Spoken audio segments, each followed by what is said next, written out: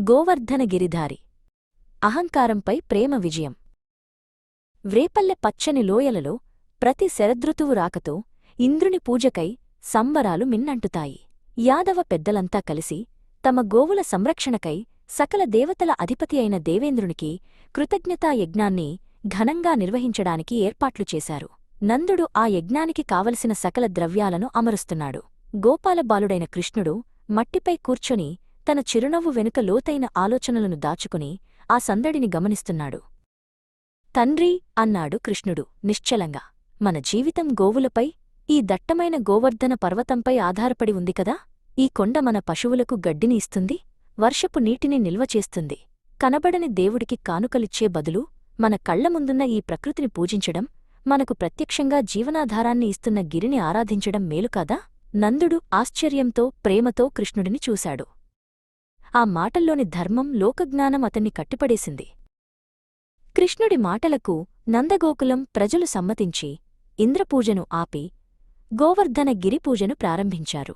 ఈ వార్త సకల వైభవాలకు, మేఘాలకు అధిపతి అయిన దేవేంద్రునికి చేరింది. అహంకారంతో, ఉద్రేగంతో అతని ముఖం ఎర్రబడింది. ఒక చిన్ని గోపాలబాలుడు, మర్త్యలోకపు మనిషి, నా అధికారాన్ని ప్రశ్నిస్తాడా? నా ఆరాధనను నిలిపివేస్తారా? నా శక్తి ఏమిటో గోకులానికి తెలుస్తుంది అని ఇంద్రుడు గర్జించాడు. ఆకాశం ఒక్కసారిగా చీకటి కమ్మింది. 7 రోజులపాటు ఎడతెగని ఉరుములు, పిడుగులతో కూడిన ప్రళయవర్షాన్ని, సంవర్తక మేఘాలను ఉసిగొల్పి గోకులంపై విసిరాడు ఇంద్రుడు.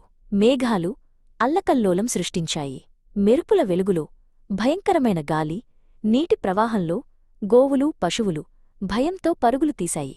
ఇది కేవలం వర్షం కాదు, కోపంతో కూడిన జలవిలయం. గోకులం మొత్తం భయంతో, ఆందోళనతో వణికిపోయింది.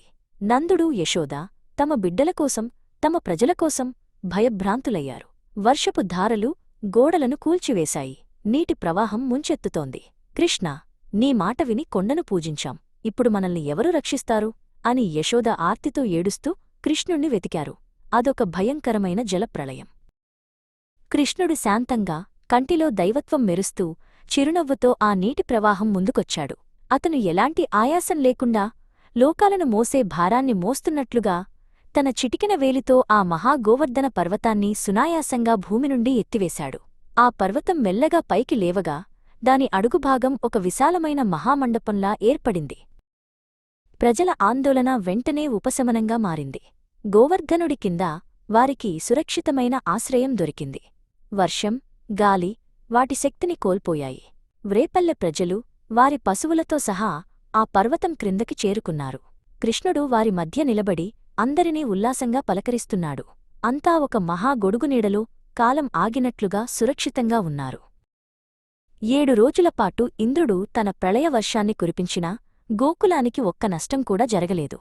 పర్వతం కింద శాంతి, సంతోషం మాత్రమే నెలకొన్నాయి. పరాజయాన్ని, అవమానాన్ని అంగీకరించలేని ఇంద్రుడి ఉగ్రరూపం క్రమంగా మాయమైంది. ఆ బాలుడి అంతులేని దివ్యశక్తిని, ఆయన లీలలను చూసి ఇంద్రుడు ఆశ్చర్యంతో నిశ్శబ్దంగా నిలబడ్డాడు. ఇంద్రుడి అహంకారం పూర్తిగా అణగారిపోయింది. కేవలం అధికారం శిక్షించడం కంటే ప్రకృతికి, మానవులకు సేవ చేసేదే, ప్రేమతో రక్షించేదే నిజమైన దైవత్వం అని ఇంద్రుడు గ్రహించాడు. వర్షం పూర్తిగా ఆగిపోయింది. ఇంద్రుడు తన మేఘాలను వెనక్కి తీసుకున్నాడు. సూర్యరశ్మి ఆ పర్వతం అంచులను తాకి ఆ దృశ్యాన్ని బంగారు కాంతులతో నింపింది. ఇంద్రుడు వినయంగా కృష్ణుడి ముందు తలవంచాడు. కృష్ణుడు నవ్వుతూ గోవర్ధన పర్వతాన్ని తిరిగి దాని స్థానంలో ఉంచాడు. వ్రేపల్లె ప్రజలు ఆనందంతో, కృతజ్ఞతతో తమ రక్షకుడిని పూజించారు. ఆ దివ్యలీల తర్వాత గోవర్ధన పర్వతంపై పూసిన ఆ కొత్త పువ్వులు, ఆ పచ్చదనం, ప్రేమ, వినయం, ప్రకృతిని రక్షించడం అనే గొప్ప పాఠమే ఈ సృష్టికి మూలమని కృష్ణుడు మానవ రూపంలో వచ్చి బోధించిన మహాధర్మమని చాటాయి.